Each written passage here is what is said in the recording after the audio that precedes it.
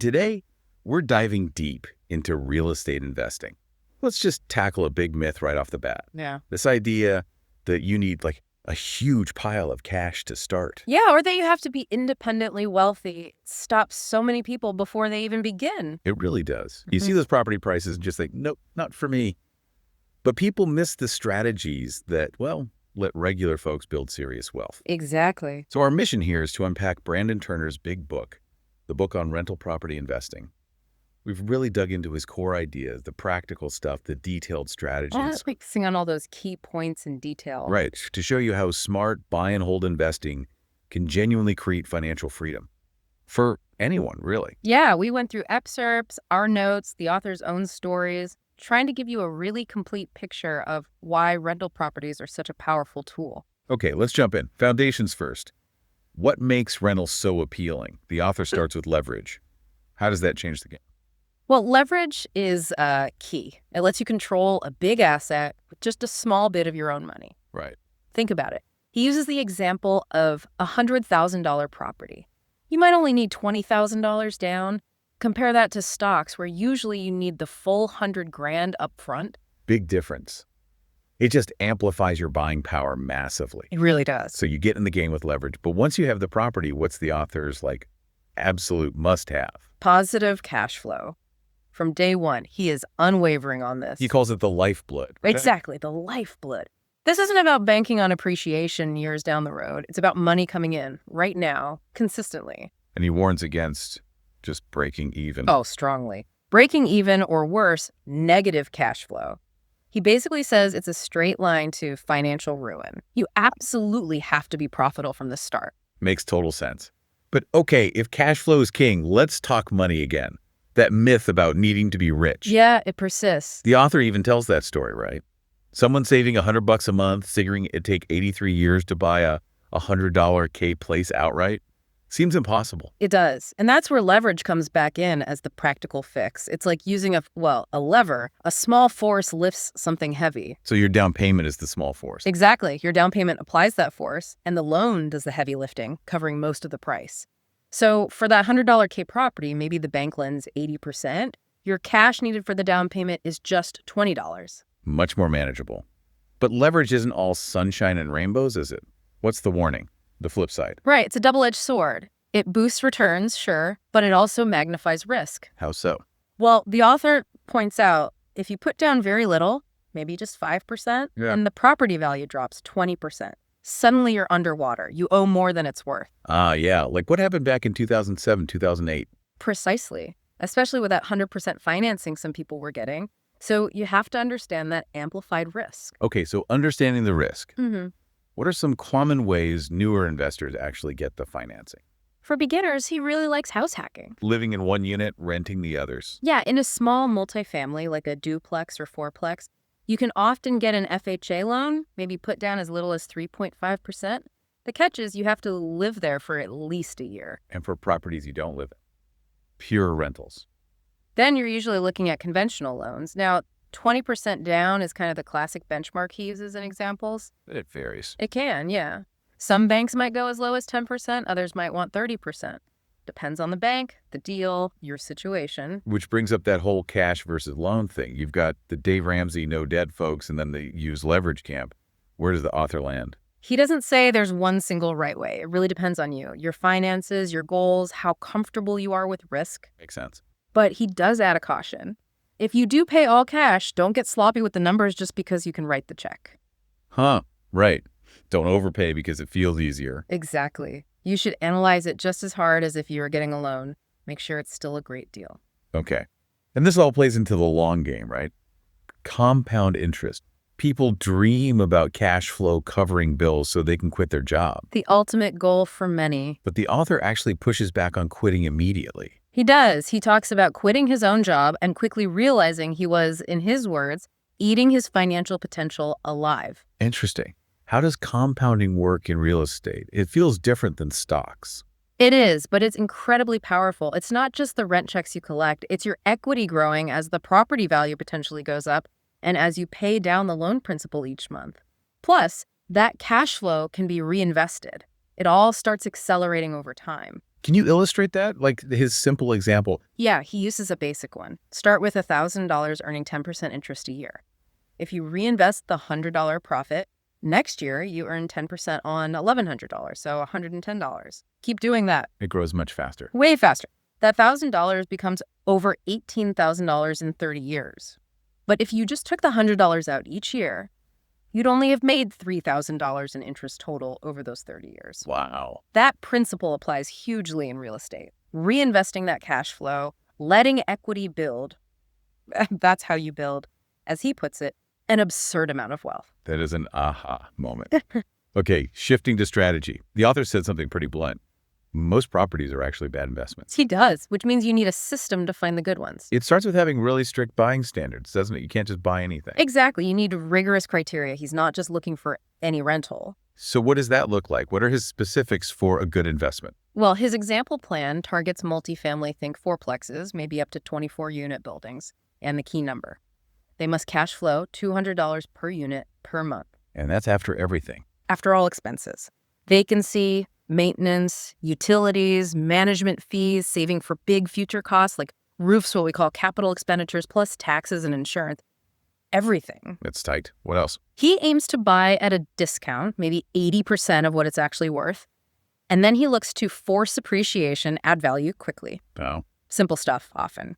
Maybe 10% value increase in year one just from paint, new landscaping, things that make it look better and attract better tenants or higher rents. Then he figures maybe 3% annual appreciation after that. And sticking to these standards creates that compounding effect again, right? How does he show the growth? He maps it out. Combining your savings with that growing cash flow lets you buy faster. Maybe by year 7, you can buy 2 properties that year. Okay. Then maybe by year 11, it jumps to 5 properties a year. It really starts to snowball. That's when it gets exciting. It sounds it. Now, another huge piece, building your team. And maybe the first trickiest team member, your spouse, getting them on board. Yes, a very common hurdle. It's rare both partners just magically get excited about rentals simultaneously. So what's the advice? How do you approach that conversation? He gives 5 tips. First, you need to get educated. Seriously educated. Read the books, listen to shows like this, hang out in forums. Become the expert in the house. Right. So you can answer their questions confidently, show it's a thought-out plan, not some crazy whim. Good point. What's next? Second, start slow. Don't hit them with complicated spreadsheets right away. Introduce simple ideas first, like passive income covering bills eventually. Build their understanding gradually. Makes sense? Don't overwhelm them? Third, encourage them to learn too. Share stuff that clicked for you. He mentions giving his wife Rich Dad, Poor Dad because it shifted his thinking so much. It helped get them on the same page. Okay, solid advice. Yeah. Beyond the spouse, who else is crucial on this team? A real mentor or accountability partner. And he stresses this isn't someone you pay. It's a local investor, someone doing what you want to do, who's willing to share their wins and their mistakes. Real world experience. Totally. His mentor, Kyle, was just his best friend's landlord. He offered value, did small maintenance tasks for Kyle, and in return, got amazing insights, connections to private lenders, even his lawyer. That's smart networking. Okay, next. A great real estate agent. But you said most aren't investor focused. Yeah, that's the author's warning. Most agents think like homeowners, focusing on cosmetic stuff. A great investor-friendly agent gets things like ROI, appreciation potential, they know foreclosures, they're not afraid of lowball offers, and they understand local rental rates. And they need to be fast. Super responsive, ambitious, really know the local market inside out. Good deals go quick, so your agent needs to be on the ball. Okay. Then there's the infamous challenge. Contractors and handymen. Sounds like a headache. It can be notoriously tough. He shares this story called 6 Contractors for a Small Job. 4 called back, 2 showed up, 1 couldn't do it, the other promised a bid, and then their phone was disconnected. Oh, man. So his point is, finding contractors is a verb. It's an active, ongoing search. You're always looking, always building that list of reliable people. It never really ends. Oh. And finally, who else is key for keeping things straight? Bookkeepers. He really advises outsourcing this, especially to someone who knows rental properties. Good records are absolutely vital for taxes, tracking performance, and just avoiding massive headaches. Okay, let's shift gears to actually doing the deal. You find a property. How do you figure out the total cash you need? It's more than just the down payment, right? Oh, way more. It's a critical calculation. He uses an example, a $75,000 purchase. 20% down is $15,000. But by the time you add repairs, closing costs, holding costs before you get a tenant, Adds up. yeah, it ballooned to nearly $37,000 total cash needed in his example. So you have to budget for everything. Then figuring out the monthly mortgage payment itself is easy. With online calculators, just plug in loan amount, term, usually 30 years for rentals, and the interest rate. So many numbers. Okay, beyond the math, choosing the right property type and maybe more importantly, the right location. Yes, he insists you need a specific focus, not just, I want to invest in real estate. He talks about small multifamily, 2 to 4 units. Those get valued like houses based on comparable sales nearby. Units, yeah. But large multifamily, 5+ units, that's commercial territory. They're valued differently based on their income. ROI, cap rate. Those become the key metrics. Cap rate meaning capitalization rate. Right. Based on the net operating income, different ball game. And he said location trumps property type. Absolutely. Location is paramount. He uses Class A through D for neighborhoods. A is the nicest. D is what he calls war zone. Lots of crime, instability. And avoid Class D. Strongly advises it. Unless you're super experienced, Yeah. It's just incredibly hard to manage and find good tenants. Makes sense. So when you're looking at a location, what numbers should you focus on? The price to rent ratio is median rent divided by median price. Zillow often has data for this, but for vacancy rates, which are super important. He says, forget the broad census data. The best way is to actually call local property managers, big landlords in that specific area, ask them directly. Get the real street level intel. Exactly. They'll know which blocks have issues, which are solid, much more accurate, granular data. Super practical tip. Okay, finding the deals themselves. Any strategies for using the MLS, the main listing service? Yeah, he looks for hidden value add. Can you easily turn a 2-bed into a 3-bed by finishing an attic? That kind of thing boosts value fast for not much cost. Smart. And he has this interesting philosophy. Make lots of offers and fail often. What's that about? It's purely a numbers game. Finding great deals means sifting through a lot of bad ones. He even says if more than 1 in 10 of your offers get accepted, you might be offering too much. Oh, okay, so expect rejection. Expect it. Embrace it. Don't be afraid to offer low. Also, look for old listings properties sitting on the market a long time. Sellers get motivated. And focus on properties needing work. Definitely. Distressed properties. Because most regular buyers run screaming from them. That creates the opportunity for investors willing to fix them up. So it's about seeing past the surface ugliness. Precisely. Don't buy the perfect house. It'll be overpriced. Look for problems that scare off others but are actually easy fixes for you. Like what kind of problems? Ugly kitchens. Dated cabinets. He talks about these rust-oleum cabinet painting kits under $100 plus new hardware. Totally transforms a kitchen. Simple but effective. Another big one. Properties filled with junk. Like hoarder-level stuff. Most people see chaos. He sees a deal. Hire some help to clean it out. New carpet, paint. Suddenly it's rentable and you likely got it for a steal. Right, that's classic forced appreciation. Okay, you found the deal. Making the actual offer can feel scary. He has an analogy. Yeah, the marriage proposal. You're never 100% sure they'll say yes, but you get a 0% chance if you don't ask. Same with offers. Gotta ask. So you use a purchase and sale form? Right. And get a proper state-specific one. He warns strongly against using free online leases or forms. Get one from a reputable source like Easy Landlord Forms or U.S. Legal Forms, or better yet, have an attorney provide or review it. It needs to be legally solid. Good advice. What about earnest money? What's its purpose? It's your good faith deposit. Shows you're serious, you put it down when you make the offer, and yeah, you can lose it if you back out without a valid reason defined in the contract, like a bad inspection. And negotiation. People dread it, but he sees it differently. Yeah, not as a fight, but as a process where hopefully both sides feel like they won something. He actually says if your first offer gets accepted immediately, you probably offered too much. Huh. But counteroffer is good. It's a great sign. Means the seller's engaged and willing to deal. And remember, price isn't the only thing you can negotiate. Terms, closing dates, repairs, lots of levers to pull. Okay. What about financing beyond traditional banks? Any creative options? Private lending is huge. Getting a loan from an individual, maybe for the purchase and the repairs. How does that usually work? Often, you use the private loan short term. Fix up the property, get it rented, that's called seasoning, and maybe wait 6 months or a year. Then refinance with a regular bank at hopefully a lower rate, pay back the private lender, and pocket better cash flow. And why would someone give you a private loan? What's in it for them? Mostly passivity. They're not dealing with tenants or toilets, they just collect checks. It's a pretty hassle-free investment for them if the deal is solid. How do you find these lenders? Build relationships. Network. Present your deals professionally good photos, clear numbers, maybe charts.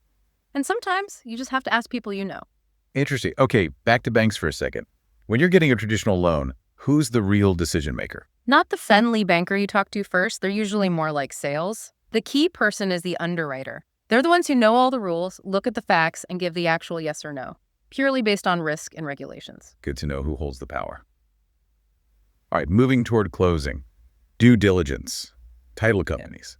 Yep.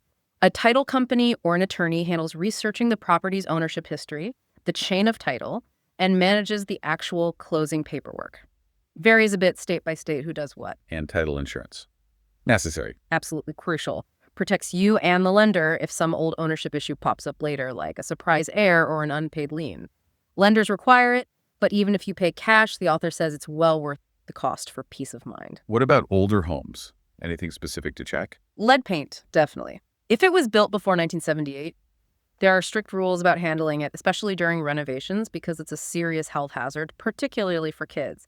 Testing is wise, remediation can be expensive. And one last pre-closing thing. Property insurance. Any key details there? Big one. Insure for full replacement value, not just market value. If you underinsure, say, insure a $200K replacement cost house for only $100 and have a claim, the insurance company might only pay a fraction of the repair cost because of co-insurance penalties. Good tip. What else for insurance? Make sure it covers detached garages or sheds. Yeah. Get loss of rents coverage, so if the place becomes uninhabitable due to a covered event, insurance helps cover the lost income. And get high liability limits, $500, maybe even $1 million. He also says, require tenants to get renter's insurance and be cautious about allowing certain dog breeds. Okay. Wrapping up with managing the investment. Big difference between treating it like a business versus a hobby. Yeah, huge difference. You could hire a property manager for more passivity, but it costs usually 8-12% of the rent, and the big warning, no one cares like you care. You get an example of that. Yeah, his manager got a $1,200 quote for a simple gutter job. He pushed for a second quote, came in at $115. The manager almost wasted over $1,000 because, well, it wasn't their money. You still have to manage the manager. Wow. So what does the hobby landlord look like? Gets those 2 a.m. calls about trivial stuff, constantly chasing late rent, lawns aren't mowed, tenants have extra people living there, maintenance gets put off, it leads straight to burnout and often failure. And the business landlord? Operates with efficiency, systems, processes, treats it professionally, reduces stress, makes it scalable, sustainable. And the lease agreement itself? Use a proper, state-specific, legally sound lease. Again, not free online templates. Decide on the term. Month to month gives flexibility. 1 year provides stability. Maybe 6 or 9 months to avoid vacancies during slow holiday periods. Each has pros and cons. And finally, crucial maintenance. What's top priority? Water leaks. Number one concern. Water destroys everything, wood, drywall, floors, and leads to mold, which is a nightmare. Fix leaks immediately. Hire the best plumber, not the cheapest. And he loves preventative maintenance, having checklists, doing annual inspections to catch small issues before they become big, expensive problems. Keeps the property value up and tenants happier too. We have covered a ton today, really journeyed through Brandon Turner's whole approach from the basic ideas and funding to building that team and managing things like a pro. Yeah, it's a pretty complete picture, heading all those practical details and key takeaways from his experience. So, as you're listening and thinking about all this, what part really clicked for you? Was it seeing how leverage actually works? Or maybe that compounding effect, how wealth builds quietly over time? Or maybe the realization you really need a solid team? Could be something specific too, like finding deals in unexpected places or how to handle tenant issues. Exactly. What was that one detail, that aha moment from the author's insights? That might just be the thing to kickstart your path toward financial freedom through real estate. Yeah. Something to really mull over.